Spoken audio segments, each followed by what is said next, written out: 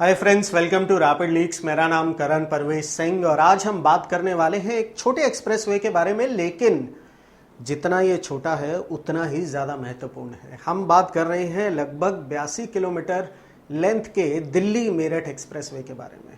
इसकी बहुत सारी खासियतें हैं और इस एक्सप्रेसवे के बनने की वजह से दिल्ली को जो सांस आने वाला है, या जो लोग अक्सर दिल्ली से जुड़े हुए इलाकों से दिल्ली में काम करने के लिए आते हैं और 1.5 से 2 घंटा ट्रैफिक जाम में बिताते हैं, उनका जीवन सफल होने वाला है इससे।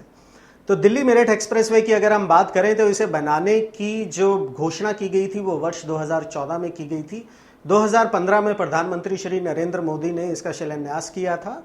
हालांकि पहले उसमें यह कहा जाता था कि मार्च 2021 तक इसे पूरा कर लिया जाएगा, परंतु अब इसकी डेडलाइन जो है वो दिसंबर 2021 तक की हो गई है। अगर हम हालिया खबरों की बात करें तो ऐसा कहा गया है इंडिया टीवी के हवाले से कि शायद 1 सितंबर 2021 से इस पर टोल भी चार्ज किया जाने लगे। सबसे बड़ी खासियत जो इस एक्सप्रेसवे की है वो ये है कि ये अभी तक का सबसे चौड़ा यानी सबसे ज़्यादा लेन्स वाला एक्सप्रेसवे होगा भारत का, जिसकी अगर हम बात करें तो टोटल लेन्स जो इसके अंदर होंगी वो 14 होंगी। 6 जो हैं वो एक्सप्रेसवे लेन होंगी और 8 जो हैं वो लोकल ट्रैफिक के लिए लेन्स का प्रावधान इसमें रखा गया है। इसकी और बहुत सारी खासियत हैं। इस एक्सप्रेसवे पर साइकिल ट्रैक्स तक बनाए गए हैं और ये पहला ऐसा एक्सप्रेसवे होगा जहां पर नंबर प्लेट जो हैं ऑटो व्हीकल्स की वो भी ऑटोमेटिकली डिटेक्ट की जाएंगी।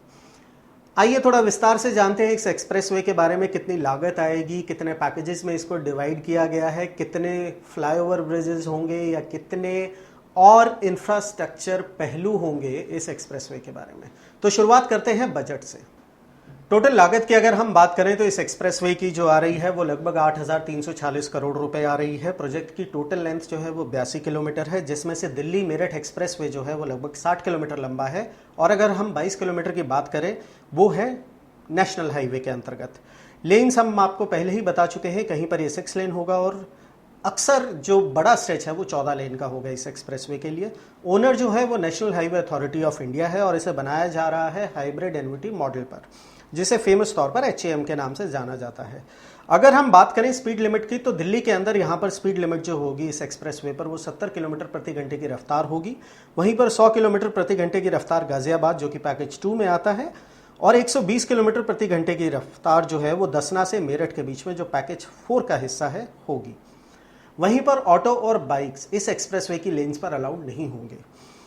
24 छोटे और बड़े ब्रिजेस बनेंगे, 10 फ्लाईओवर बनेंगे, 3 जो हैं वो रेलवे ब्रिजेस बनेंगे, 95 जो हैं अंडरपास बनेंगे, 15 अंडर पेडिस्ट्रेशन ब्रिजेस बनेंगे यानी भूमिगत पैदल पार पथ जिसे कहा जाता है, 12 अपर पेडिस्ट्रेशन ब्रिजेस बनेंगे यानी अपरगामी पैदल पार पथ।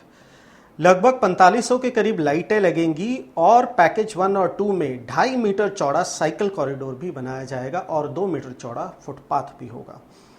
ये भारत का पहला ऐसा एक्सप्रेसवे होगा जो ऑटोमेटिक नंबर प्लेट रिकॉग्निशन की सुविधा भी प्रोवाइड करेगा और यहाँ पर फास्टैग की सुविधा भी उपलब्ध होगी।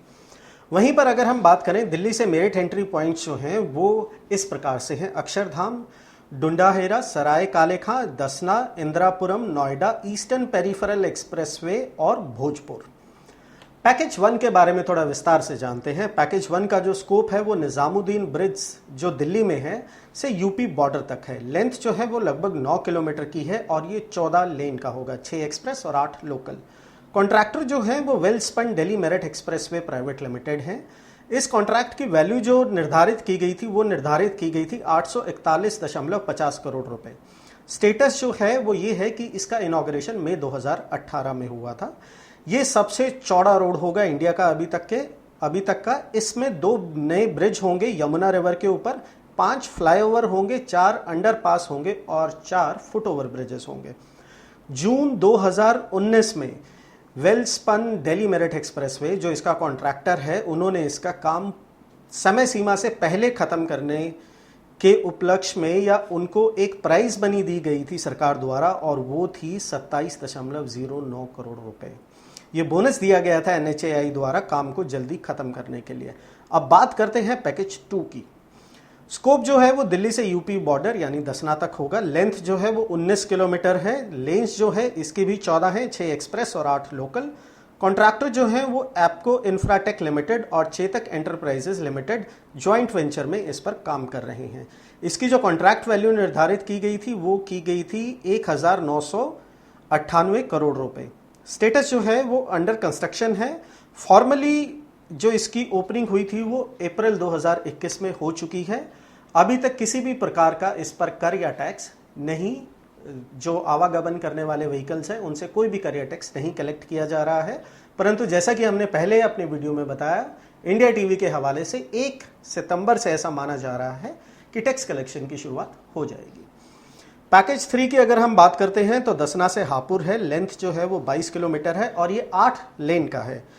कॉन्ट्रैक्टर जो है एप्को इंफ्राटेक और चेतक एंटरप्राइज लिमिटेड जेवी यानी जॉइंट वेंचर में काम कर रहे हैं। कॉन्ट्रैक्ट वैल्यू जो है वो 1081 करोड़ की है। सितंबर 2019 में आप कह सकते हैं कि इसकी इनॉग्रेशन हुई थी। सबसे बड़ी बात जो है वो ये है कि ये पैकेज जो है ये मेन दिल्ली मेरठ सेक्शन के ऊपर नहीं आता है। तो यानी जब हम ये कहते हैं कि कई एक्सप्रेसवे मिक्स मॉडल हैं, ऑलरेडी एग्जिस्टिंग हाईवेज जिनको कि ब्राउन फील्ड एक्सप्रेसवेज बोला जाता है, ग्रीन फील्ड एक्सप्रेसवे, जहां पर नया एक्सप्रेसवे बनाया जाता है, भूमि अधिग्रहण किया जाता है, वो अक्सर ग्रीन फील्ड एक्सप्रेसवे कहलाता है। पैकेज 4 की अगर हम बात करते हैं तो इसका स्कोप जो है वो दसना टू प्रतापपुर है, जो मेरठ बाईपास पर आता है। इसकी कुल लंबाई जो है वो 32 किलोमीटर होगी, 6 लेन होगा। कॉन्ट्रैक्टर जो है इसके वो GR इंफ्रा प्रोजेक्ट्स हैं। इसकी जो लागत आ रही है वो लगभग 1087.07 करोड़ रुपए आ रही है। फॉर्मली इसे ओपन किया गया था अप्रैल 1, 2021 को। ये जो सेक्शन 4 है या जो पैकेज 4 है, ये ही खाली एक ऐसा हिस्सा है जो ग्रीन फील्ड सेक्शन में आता है इस एक्सप्रेसवे के।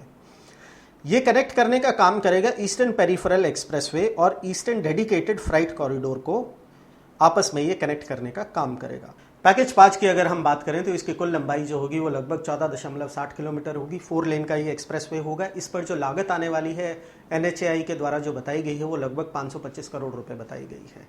इस पूरे एक्सप्रेसवे की अगर हम बात करें तो जैसा कि हमने पहले आपको बताया कि ये HAM मॉडल के ऊपर काम करेगा, जिसके अंदर 40% जो है लागत वो NHAI द्वारा उठाई जाएगी और 60% जो लागत है वो प्राइवेट कॉन्ट्रैक्टर के द्वारा उठाई जाएगी। जैसे ही ये एक्सप्रेसवे कंप्लीट होता है, ऑपरेशनल होता है, तो अक्सर जो मॉडल होता है HAM के अंतर्गत वो ये होता है कि HAM द्वारा जिस जिस प्राइवेट कॉन्ट्रैक्टर ने पैसे लगाए हैं, टोल कलेक्शन के द्वारा उनकी भरपाई की जाती है और जब उनकी लागत इंटरेस्ट समेत वापस आ जाती है तो पूरे का पूरा जो नेटवर्क है वो NHAI को सौंप दिया जाता है। वहीं पर इंडिया टीवी की खबर के हवाले से अगर हम बात करें तो 1 सितंबर से यहाँ पर टोल कलेक्शन की कार्रवाई जो है वो शुरू हो जाएगी।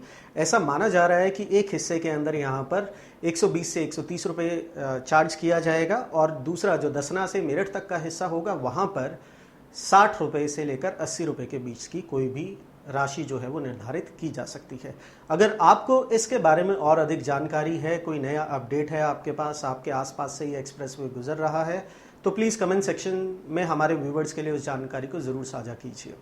अगर आप हमें फेसबुक पर देख रहे हैं तो फॉलो कीजिए और अगर यूट्यूब पर देख रहे हैं तो सब्सक्राइब करना मत भूलिएगा। धन्यवाद। जय हिंद।